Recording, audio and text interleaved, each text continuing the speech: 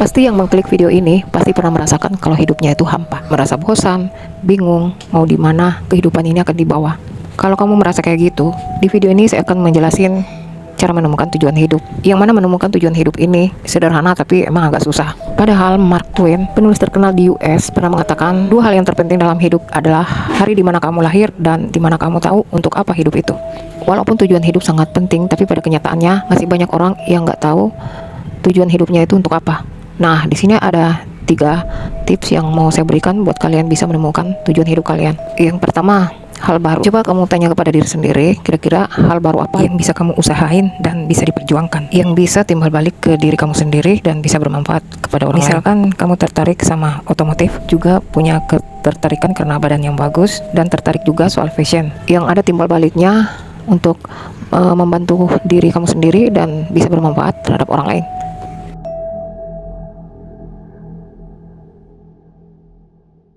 Karena tujuan hidup kalian itu bukan seperti menemukan duit di jalan, bukan juga jalan-jalan di mall terus kalian dapat tujuan hidup. Tujuan hidup saya kepingin buat pasar terbesar di dunia, ya bukan kayak gitu ya. Tujuan hidup itu dibangun dengan cara dari dirimu sendiri. Kamu bisa menemukan hal yang ada ketertarikan di dalamnya, itu harus kamu bisa dapatkan. Ya, caranya gimana? Nah, setelah kamu punya ketertarikan di bidang fashion otomotif dan punya tubuh yang bagus, kamu bisa searching di Google yang sebanyak-banyaknya, atau kamu bisa membuka fitness misalkan. Coba jelajahi semuanya seperti apa ketertarikan yang sesuai dengan bidang yang ada di dalam diri kamu tadi. Yang otomotif bisa membuka bengkel yang paling bagus yang ada di kotanya. Yang punya brand bagus bisa membuka fitness.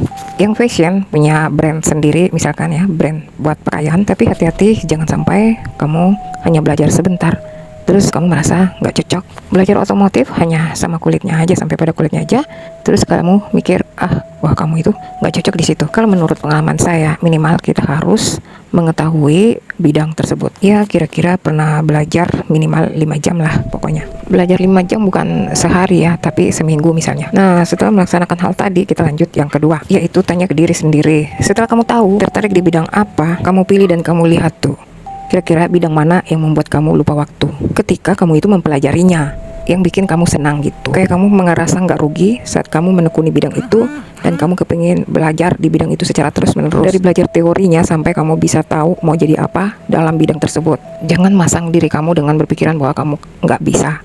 Kamu pasang mindset, kamu pasti bisa jika kamu selalu belajar dan berusaha. Karena orang yang nggak punya tujuan hidup, bisa jadi mereka selalu berpikir bahwa dirinya itu nggak bisa. Padahal dia udah ketemu hal yang ingin dia tekuni, tapi terhalang dengan pemikiran toksiknya sendiri. Nah, sekarang sisa step yang ketiga, yaitu action. Saya yakin banyak yang stop di part ini. Ya mau gimana lagi? Mau sebagus apa bidang kamu, kalau nggak mau berusaha ke bidang itu, hanya jadi mimpi. Revil Guggen pernah mengatakan bahwa kita tuh sudah tahu apa yang harus kita lakukan untuk di bidang itu, tapi terkadang kita malas untuk melakukannya, karena memang step ini adalah step yang paling berat. Pokoknya yang penting kalian lakukan aja.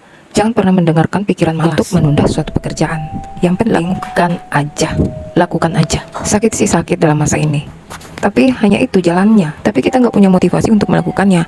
Nah, itu tidak membutuhkan motivasi, tapi kita harus disiplin. Karena disiplin itu kita harus melakukan sesuatu yang kita suka dan kita tidak suka. Karena perkembangan diri itu hanya ada di saat kita memiliki zona nyaman yang ada di otak kita. Kalau kamu hanya menunda-nunda dan kamu malas, berarti kamu berada di luar dari zona malasmu. Nah, jadi kesimpulannya, kamu itu bukan tidak punya tujuan hidup di dunia ini, tapi kamu belum ketemu aja. Tapi kalau kamu sudah ketemu, pasti kamu akan menikmati setiap detik untuk melakukan tujuan hidup yang udah ketemu dengan cara yang sudah saya jelasin tadi. Nah, buat teman-teman sudah nonton, saya ucapkan banyak terima kasih. Jangan lupa like, comment, and subscribe.